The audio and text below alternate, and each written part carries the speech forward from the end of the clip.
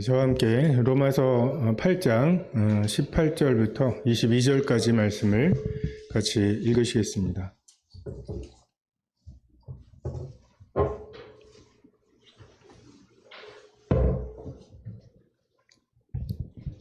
로마서 8장 18절부터 22절입니다.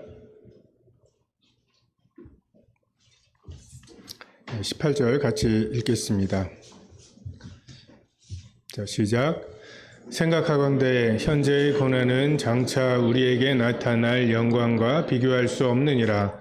피조물이 고대하는 바는 하나님의 아들들이 나타나는 것이니 피조물이 허무한데 굴복하는 것은 자기 뜻대로 아니요 오직 굴복하게 하시는 이로 말미암음이니라.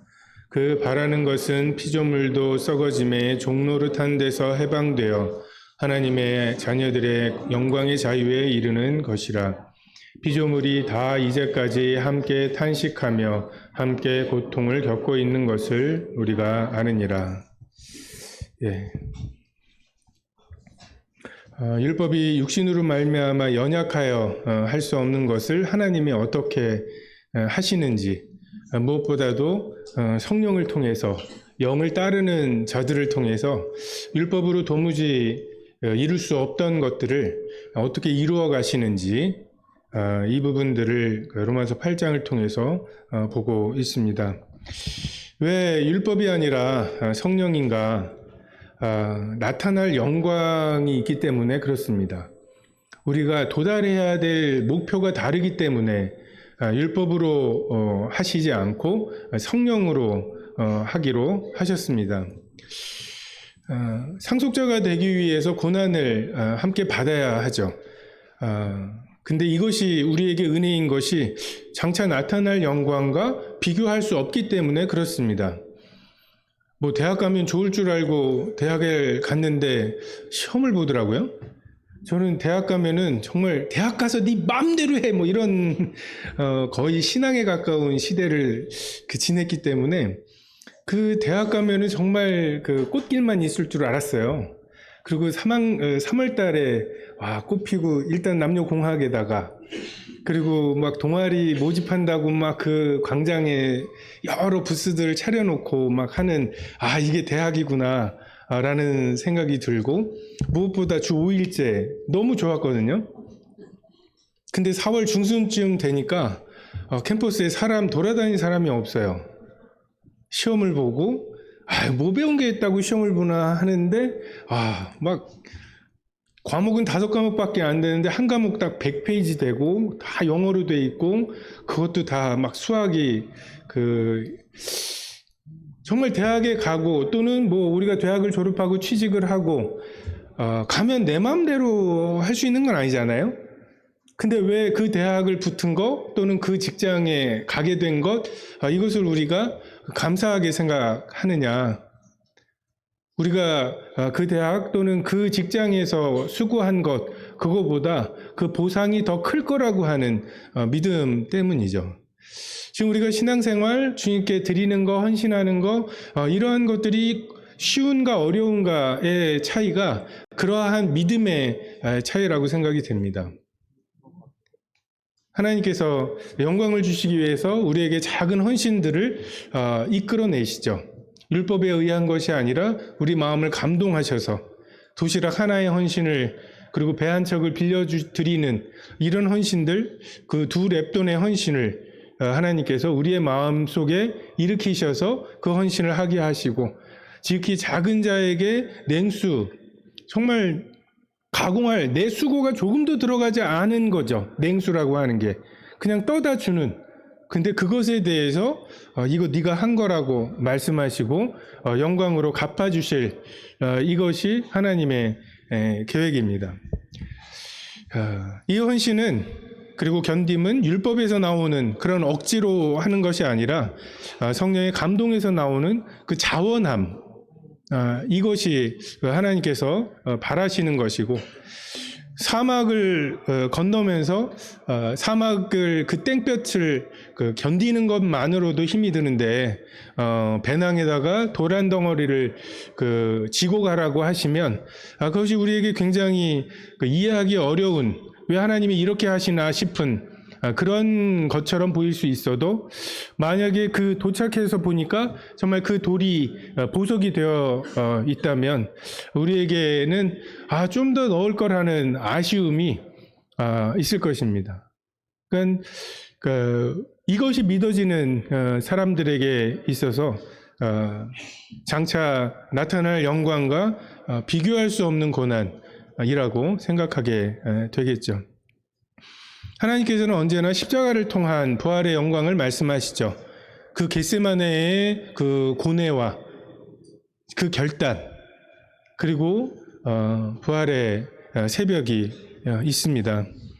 반면에 사탄은 따먹기만 하면 하나님처럼 되는 것, 내게 절하면 천하 만국의 영광을 받게 되는 것, 이것이 사단의 전략입니다. 하나님께서는 복을 주시기 전에 그 복이 그 사람에게 복이 되도록 그 사람을 다루시죠. 만약에 17살의 요셉이 그냥 곧바로 애굽의 총리가 되었다.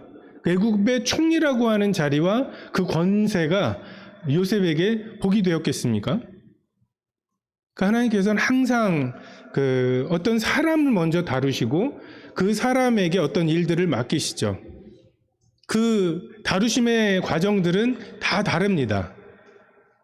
베드로는 3번 주님을 부인하는 그 경험이 어떻게 보면 그에게 굉장히 결정적이었을 것 같습니다. 그 경험이 없이 만약에 초대교회 그 사도들의 어떤 지도자처럼 그가 활동을 했다면 얼마나 군림하려 들었을지, 이렇게 하면 다 되는데 라고 하는 생각들을 했을까요?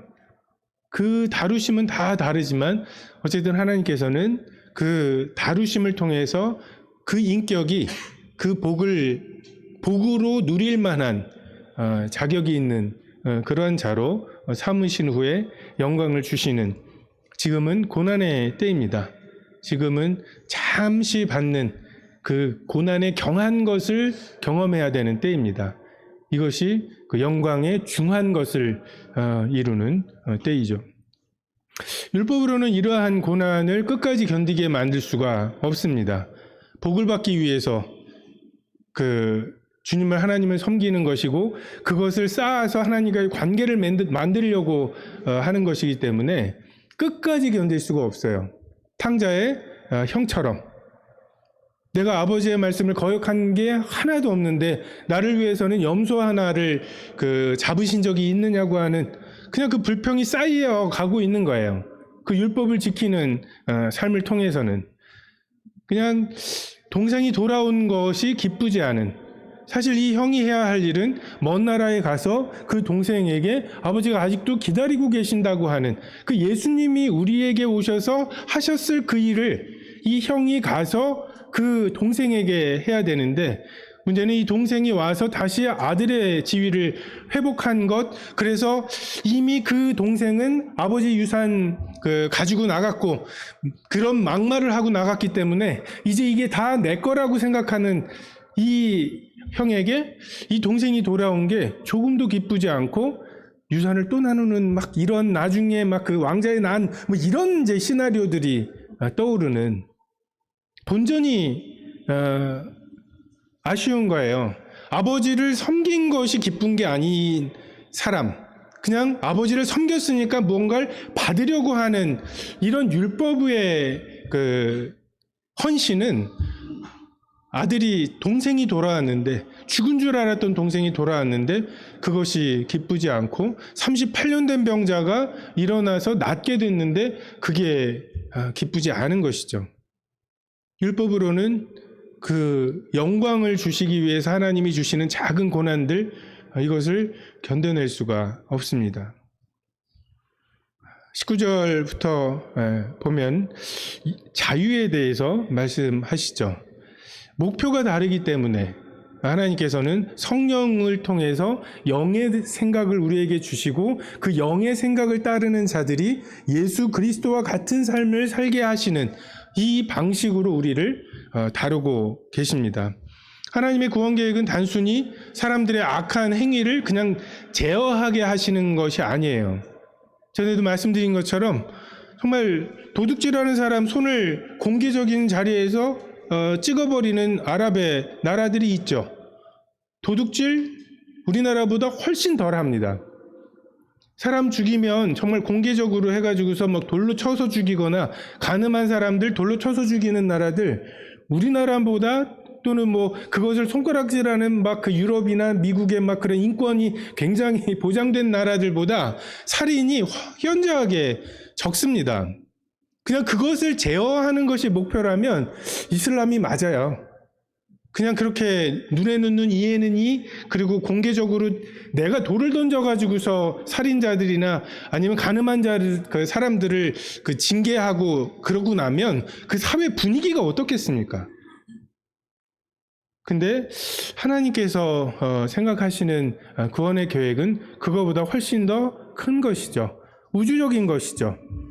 뜻이 하늘에서 이루어진 것처럼 하늘에서의 반란은 평정이 되었고 지금 하나님께서 그 천사들 지구에 가두셨고 그리고 지구를 다시 아담을 통해서 하나님의 통치 아래로 그래서 아담에게 주신 명령이 무엇입니까? 생육하고 번성하여 땅에 충만하고 땅을 정복하라고 마지막으로 하나님의 통치가 적용되지 않는 이 지구를 아담을 통해서 하나님과의 사귐을 통해서 하나님 이런 분이시구나 이것을 가지고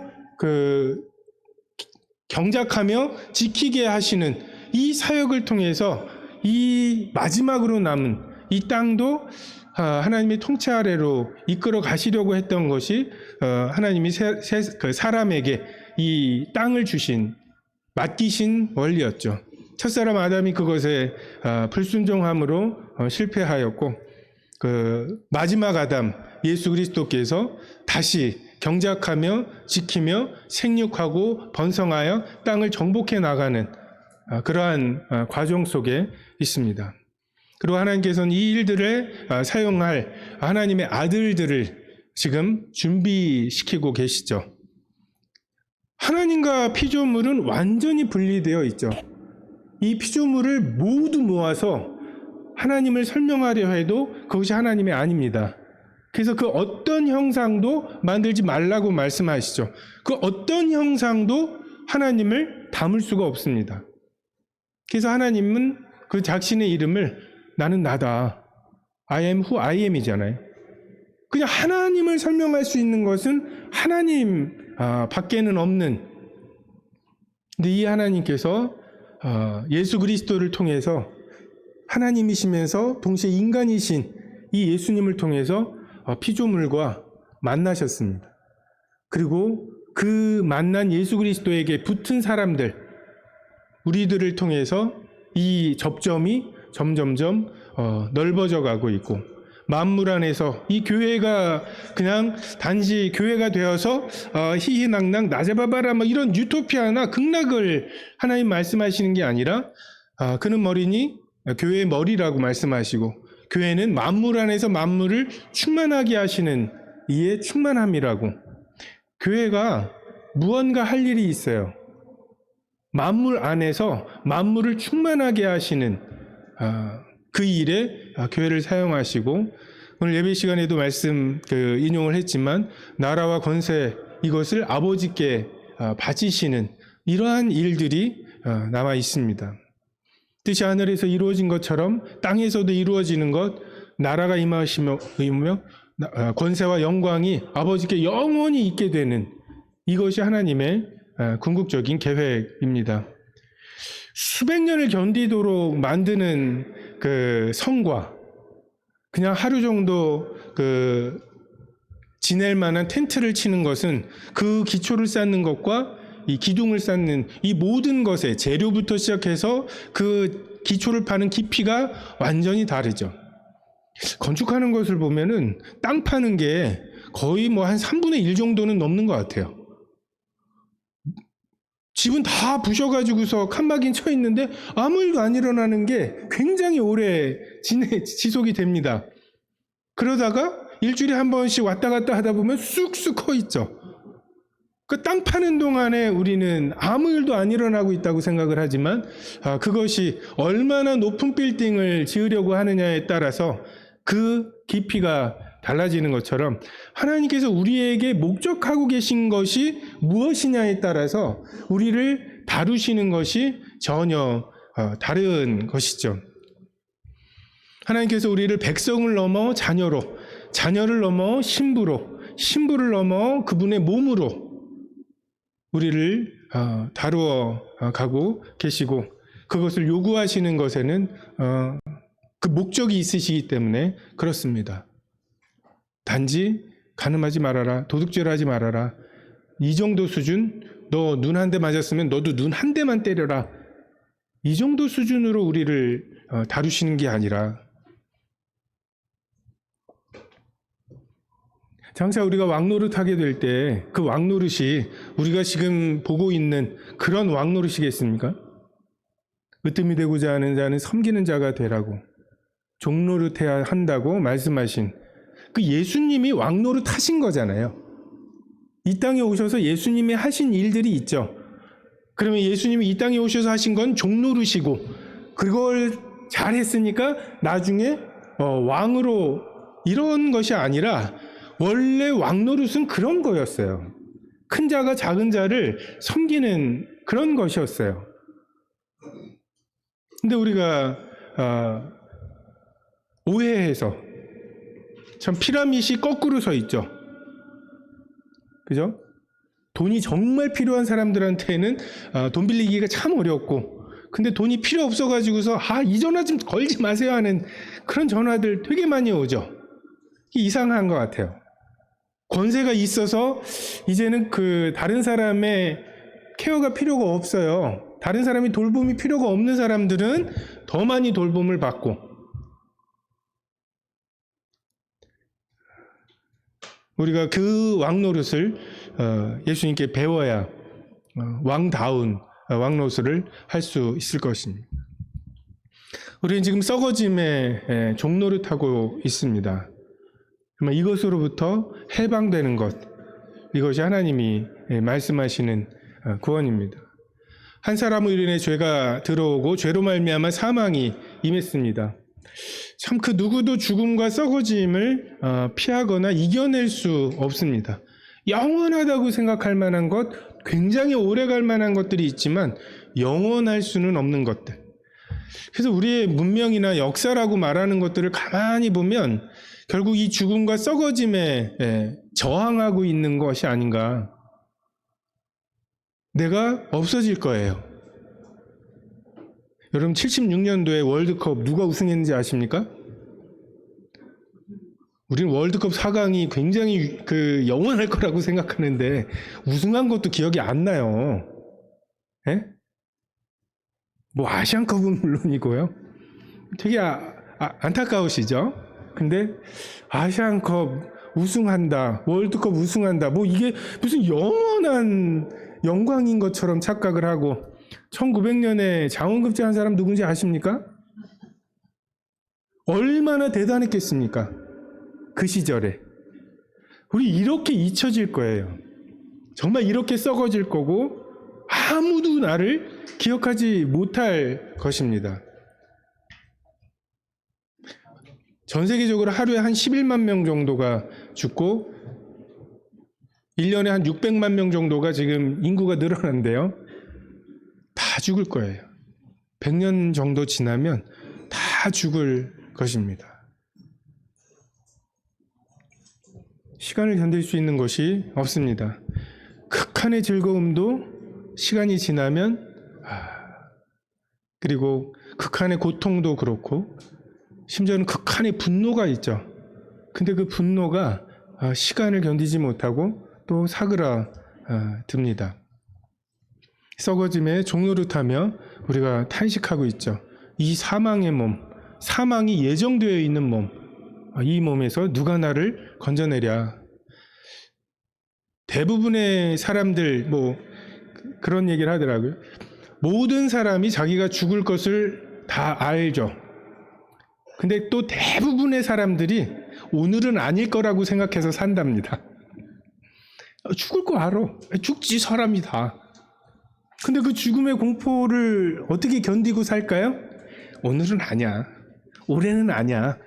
그래도 좀 웬만큼 자기의 좀 뭔가 범위가 있다고, 자기가 주권적으로 할 수 있는 영역이 있다고 생각하기 때문에 이 것들을 견디고 있습니다. 견딘다기보다는 애써 잊어버리고 살고 있는 거죠.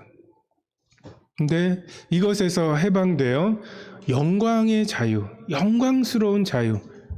지금 우리가 자유라고 부르는 것들은 다 무엇입니까? 되게 추하죠. 정욕을 위한 자유. 그냥 죄책감을 없애고 마음껏 죄를 짓고 싶어가지고 우리가 그래도 하나님이 주신 양심에 따라서 이러이러한 것들은 죄라고 말했던 것들을 지금 다 허물고 있죠. 그게 뭐 죄야? 자기만 허물건 자기 것만 허무는 게 아니라 다른 사람 것도 허물고, 그리고 그렇게 하는 것을 옳다고 말하는 이런 세상 속에 우리가 살고 있습니다. 근데 그 끝이 사형에 해당하는 자유, 이게 참 자유이겠습니까? 전도서에 나오는 것처럼 내 청년의 때에 내 마음껏 하라고, 하지만 나중에 하나님 만날 것을 기억하라고. 자, 그 두 개가 지 마음대로 살라고 했으면서 나중에 하나님이 심판하신대요. 이 두 개가 하나가 되지 않으면 우린 참 자유로울 수가 없습니다. 하나님께서 말씀하시는 자유는 그 삭시, 그 대가가 사망인 그런 자유가 아니라, 청년의 때 정말 내가 하고 싶은 걸 다 해라. 너 자유로워. 너 이제 하고 싶은 걸 해. 돈이랑 이런 거 다 내줄 테니까 하고 싶은 거 해. 라고 했을 때, 그래요? 라고 하고 싶은 바로 그것이 정말 하나님의 심판대 앞에서 가치 있는 것, 의미 있는 것, 영원한 것이 되는 것. 이것이 참 자유입니다. 하나님께서 우리를 장차 부활의 몸을 입혀 주신다고 말씀하시죠.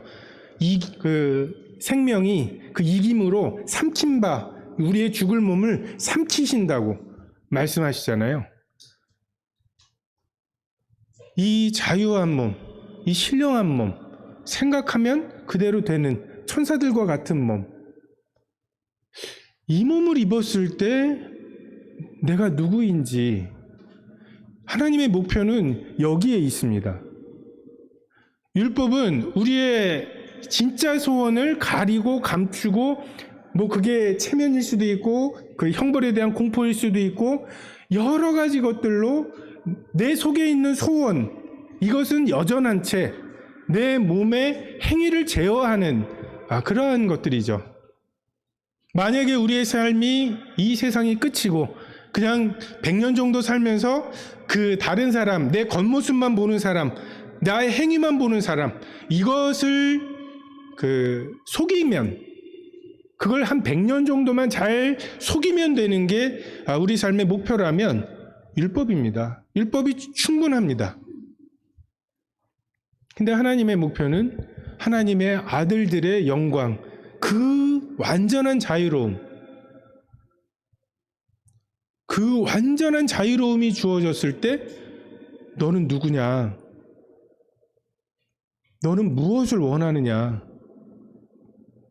요한복음 3장에도 예수님께서 심판에 대해서 말씀하시죠. 빛이 세상에 왔을 때 사람들이 자기 행위가 악함으로 빛보다 어둠을 더 사랑한 것이라고. 악을 행하는 자마다 빛을 미워하여 빛으로 오지 아니하나니 이는 자기 행위가 드러날까 함이요. 진리를 따르는 자는 빛으로 오나니 이는 그 행위가 하나님 앞에서 행한 것임을 나타내려고. 하나님 앞에서의 심판대 앞에서의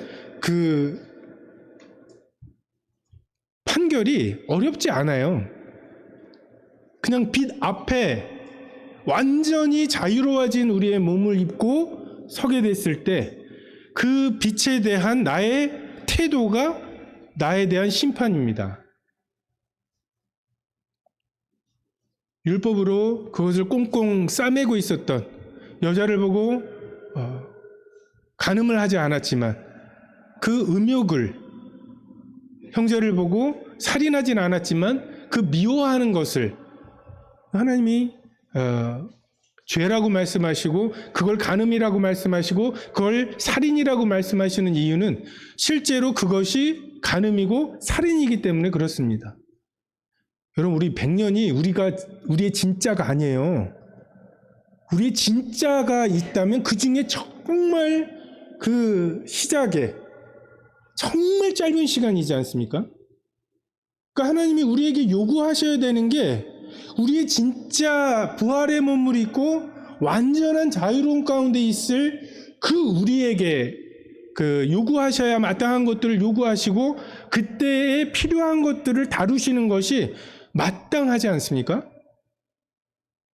하나님께서는 이 자유로운 요때에 내가 첫 번째로 생각하는 것, 그 빛 앞에, 빛 대신 하나님 앞에 섰을 때 그 빛 앞에서 내가 첫 번째로 생각하게 될 그것. 야, 이제 넌 자유야. 네 마음대로 해. 라고 할 때, 그래요? 그러면 하고서 내가 하고 싶은 첫 번째로 떠오르는 그 생각이 무엇인지. 여러분, 이것이 해결되지 않으면 우리는 그 자유의 몸은 우리에게 재앙이 될 것입니다. 생각대로 되는 게 나라면. 하근이가 요즘 그 공룡에 빠져 있어요. 그 자기는 초식동 공룡이고 이제 저는 티라노사우루스를 시켜줬어요. 그래서 제가 이제 하근이에게 티라노사우루스는 초식 공룡을 먹어 하면서 이제 초식 공룡인 하근이의 옆구리를 이제 먹는. 그러면 이제 막 간지러우니까 막 안 준다고 하고 막 그래요. 근데 어느 날 정말 잘 자고 일어났는지 기분이 좋아요, 아침에.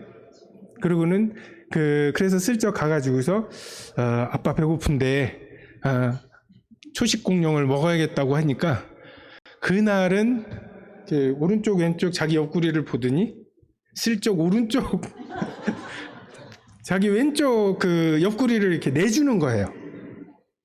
제가 그걸 먹었겠습니까?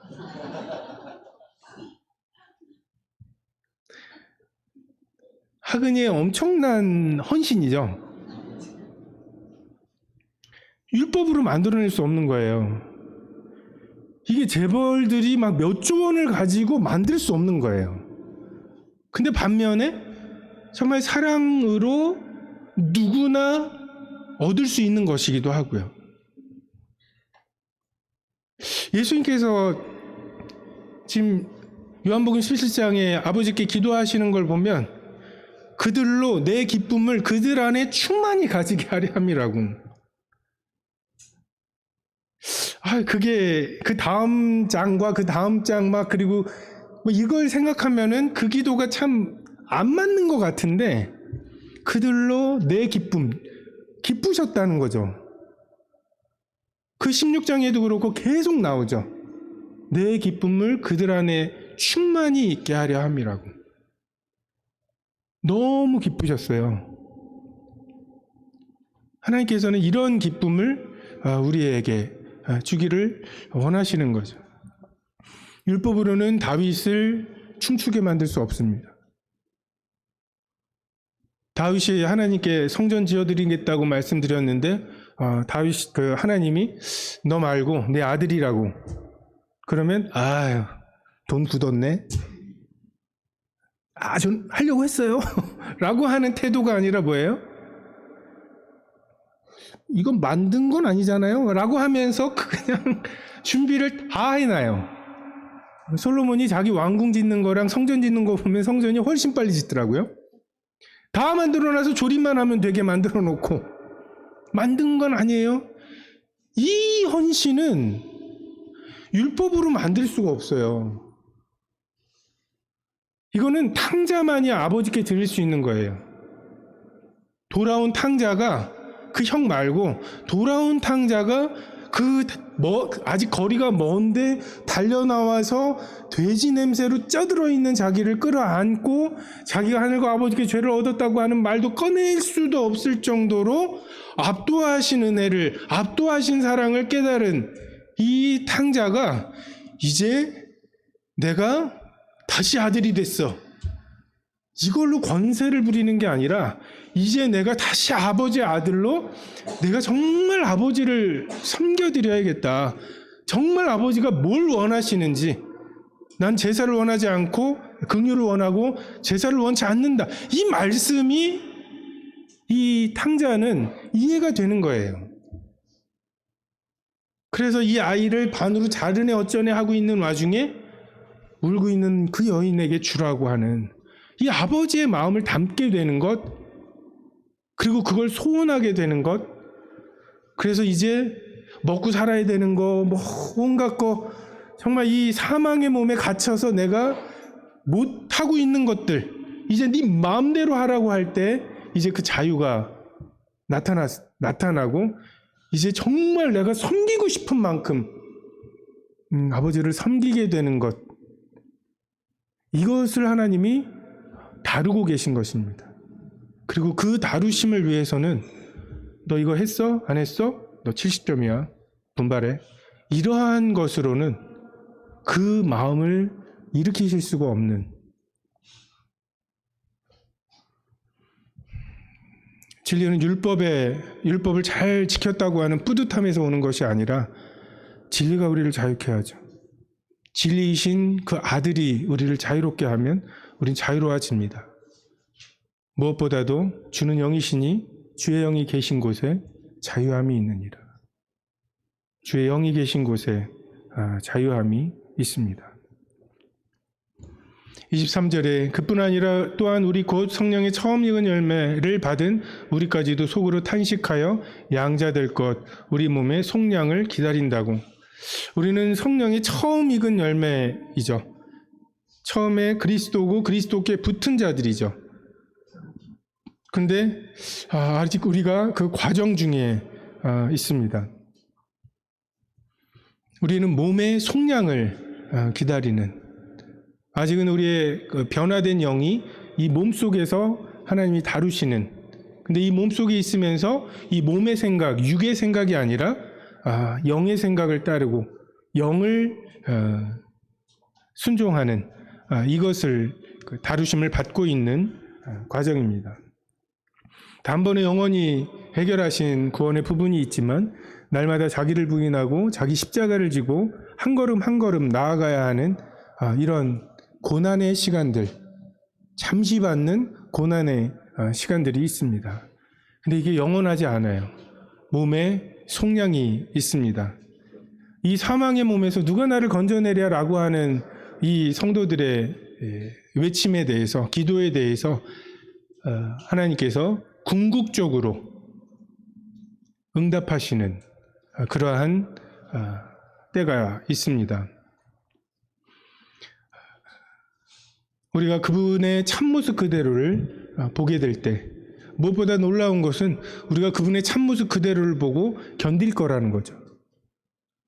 우리의 강한 몸, 썩지 않을 몸, 영광스러운 몸, 그리고 신령한 몸을, 우리 부활의 몸을 통해서 우리가 그분의 계신 그대로를 보게 될 때 우리가 그와 같을 줄을 아는 것은 우리가 그분의 참모습 그대로를 볼 것이기 때문이라고. 우리가 그분을 보고서는 죄짓고 싶은 마음이 조금도 남아있지 않을, 얼마나요? 영원토록 우리 속에 선악과를 먹고 싶은, 내가 하나님이 되고 싶은, 내가 주인 되고 싶은 이런 소원이 조금도 없게 될 것입니다. 그때는 40일을 굶었어도 우리의 가장 우선적인 소원이 하나님의 말씀이 될 것입니다. 24절에 우리가 소망으로 구원을 얻었음에 보이는 소망이 소망이 아니니 보는 것을 누가 바라리요. 만일 우리가 보지 못하는 것을 바라면 참음으로 기다릴지니라. 그게 뭔지 모르겠어요. 그죠? 그 부활의 몸을 입고 하나님이 계신 그대로를 보고 우리가 어떻게 변화돼서 어떻게 살지 보여주실 수가 없어요. 왜요? 단어가 없어요. 우리에게 설명할 수 있는 그 단어가 없어요. 엄마 뱃속에 있는 아기들에게 우리의 오늘 하루를 어떻게 설명하겠습니까? 해가 뜨니까 눈이 부셔가지고, 눈이 부셔요? 숨을 쉬어요? 걸어요? 막 하면서 뭘 가지고 이 아기들에게 우리가 살고 있는 이것을 설명하겠습니까? 하나님도 우리에게 그냥 소망으로, 보이지 않지만 소망으로 우리에게 주실 수밖에 없는,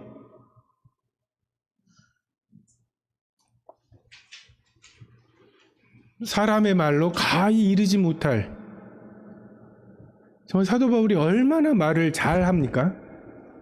그러므로 그런즉 연결해 가면서 얼마나 그 진리들을 잘 설명을 합니까? 근데 3층 하늘을 갔다 와서 사도 바울이 그것에 대해서 설명하지를 못해요. 사람의 말로 가히 이르지 못할 무언가예요. 눈으로 보지 못하고 귀로도 듣지 못하고 사람의 마음으로도 생각할 수 없는 그 무언가입니다.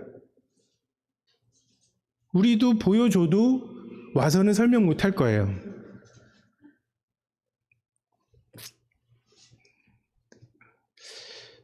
참음으로 기다릴지니라.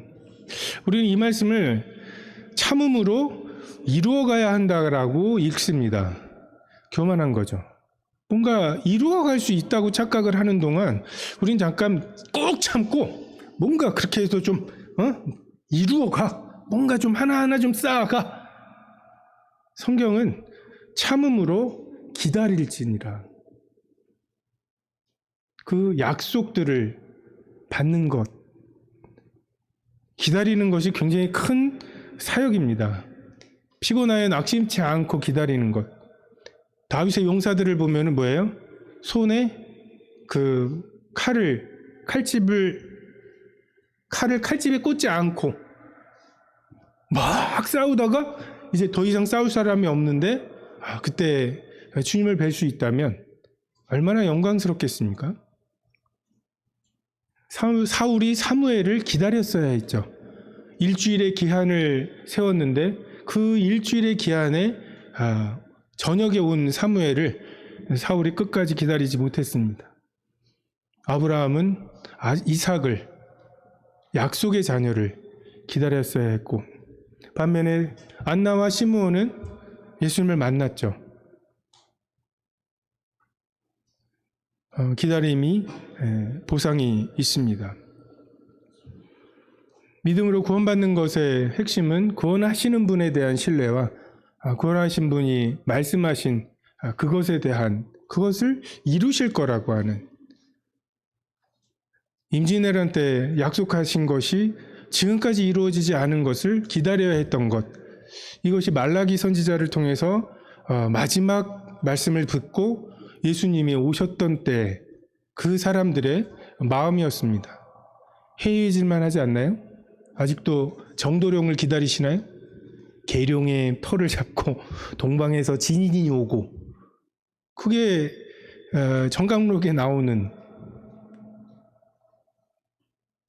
그만큼 예수님 당시에 진짜 메시아가 오실 거라고 하는 것에 대한 생각들이 허황돼 보였을 거라는 거죠.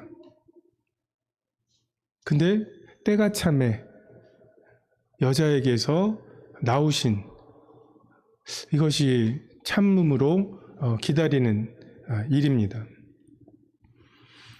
26절에 이와 같이 성령도 우리의 연약함을 도우시나니 우리는 마땅히 기도할 바를 알지 못하나 오직 성령이 말할 수 없는 탄식으로 우리를 위하여 친히 간구하시느니라.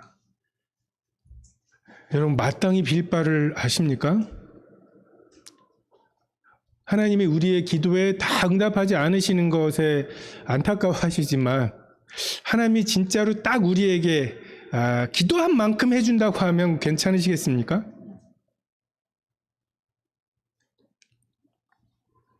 아담과 하와의 마음에 가죽옷에 대한 생각이 있었을까요? 방주는 하나님이 베푸신 구원의 방법이지만 우리는 언제나 바벨탑입니다. 우리가 만약에 그때 구한다면 무너지지 않는 바벨탑을 쌓을 수 있게 구했겠죠. 돌을 쉽게 옮길 수 있는 막 그런 기계를 만드는 지혜를 구했겠죠. 다메섹 엘리에셀이나 잘 살게 되기를 바랍니다. 내 상속자는 이 다메섹 엘리에셀입니다. 이게 우리의 소원이에요. 요셉이 애굽의 총리가 되는 과정에서 요셉이 한 게 뭐가 있습니까? 요셉이 그 일을 위해서 한 것이 무엇이 있습니까? 룻이 다윗 왕의 조상이 되는 것, 그리고 그걸 넘어서 그리스도, 예수 그리스도의 조상이 되고 그것이 신약 성경의 기록이 되고 이런 것에 룻이 한 일이 그 계획 속에 룻이 그것을 이거는 이렇게 하면 이렇게 따다다다다닥 그럴 수 그냥 없습니다. 우리 구원의 안전함은 우리 속에 거하시는 성령께서 하나님의 목적에 그 하나님이 도달하고 싶으신 뜻에 부합하게 드리시는 기도, 하나님께서 그 기도에 응답하시는 거예요. 우리의 것이 섞이지 않은 이것이 생명의 성령의 법입니다. 말할 수 없는 탄식이 성령께 있습니다. 우리와 하나님 사이의 간격이 우리의 탄식이죠. 정말 내 속사람으로는 하나님의 법을 즐거워하지만 내 육신의 법이 죄의 법 아래로 나를 사로잡아가는 그 간격, 이렇게 살아야 마땅한데 그렇게 살지 못하는 이 간격이 우리의 탄식이죠. 우리도 탄식이 있는데 지극히 거룩하신 성령, 이름이 성령이시잖아요. 그분이 만물보다 거짓되고 심히 부패한 우리의 마음에 거하셔요. 그리고는 우리가 기도한답시고 하는 기도들을 보면은 하나같이 드릴 기도가 아닌, 응답하면 안 될 만한 것들, 그 성령께서 느끼시는 그 간격이 어떠하겠습니까?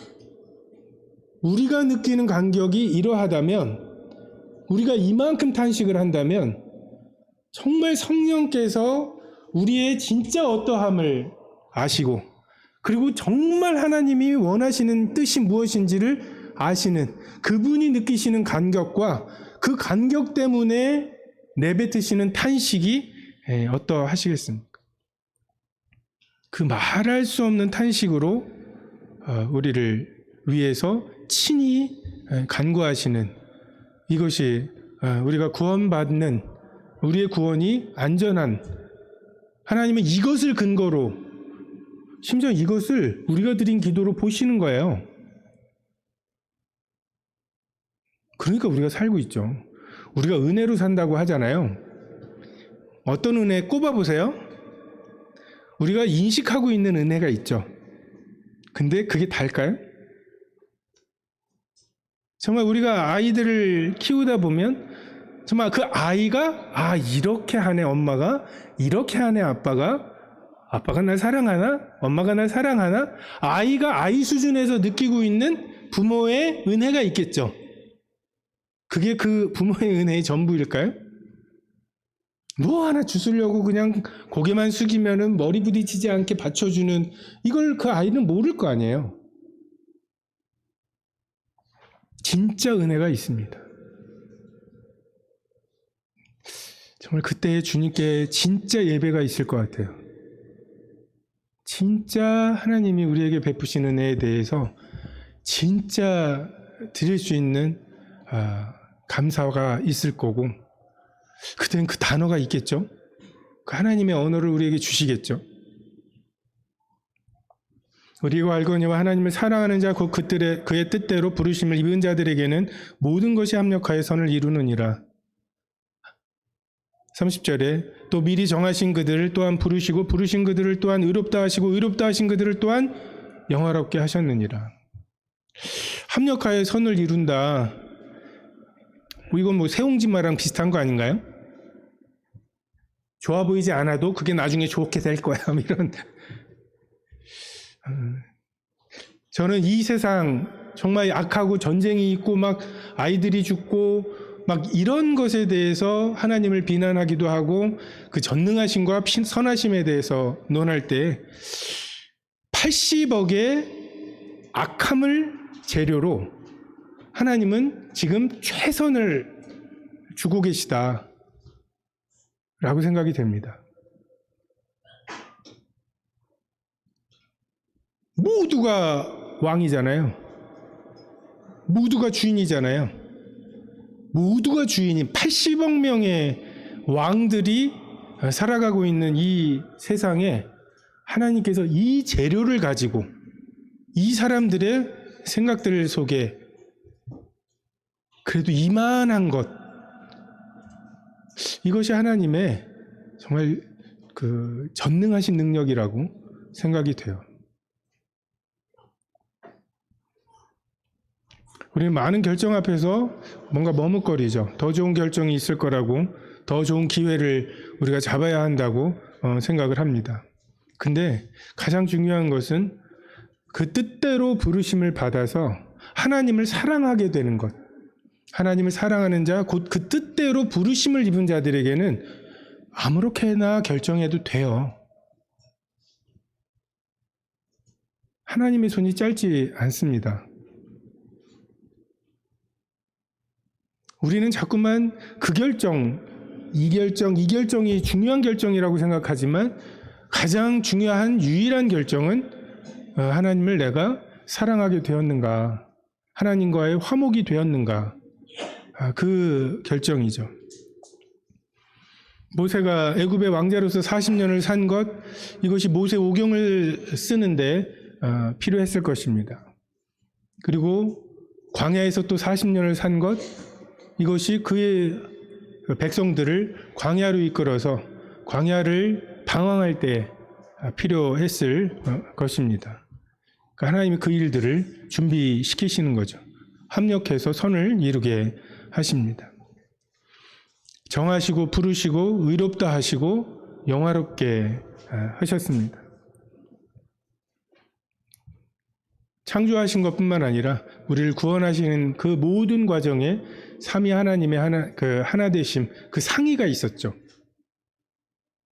그리고 성령 하나님의 우리 속에서의 사역, 그 성령이 우리에게 한 걸음 한 걸음을 말씀해 주시고 감동해 주시고, 그래서 우리의 헌신이라고 하는 게 기껏해야 그냥 하근이의 헌신 같은, 하나님 그거 먹지도 않으세요.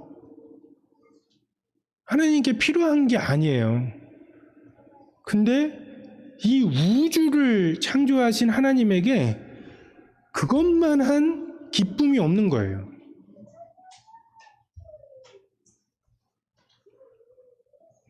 우리가 가끔 막 그런 말 하죠. 너 죽었어?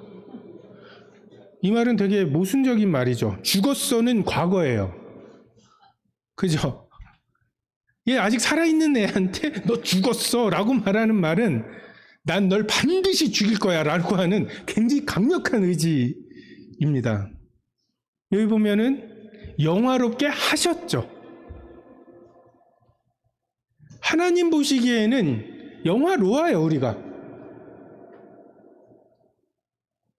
지난 일주일 아니죠. 택도 없죠. 근데 하나님은 영화로워요. 뭘 믿으시겠습니까? 무엇을 나라고 하시겠습니까?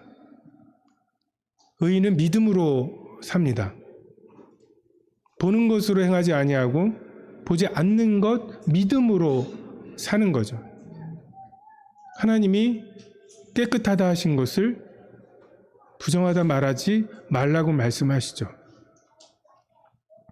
영화롭게 하셨느니라 이미 과거로 말씀하시는 것은 내가 너를 반드시 영화롭게 할 거라고. 근데 이게 못 믿어요. 아브라함하고 하나님이 만나셔서 아브라함이 재물들을 반으로 갈라놨을 때 횃불이 지나가잖아요. 하나님이 그런 보장을 하셔야 되는 분인가요? 말만 하시면 되는 분 아니에요. 근데 그걸 잘 못 믿겠을 아브라함을 위해서 스스로 그렇게 하시는 것처럼,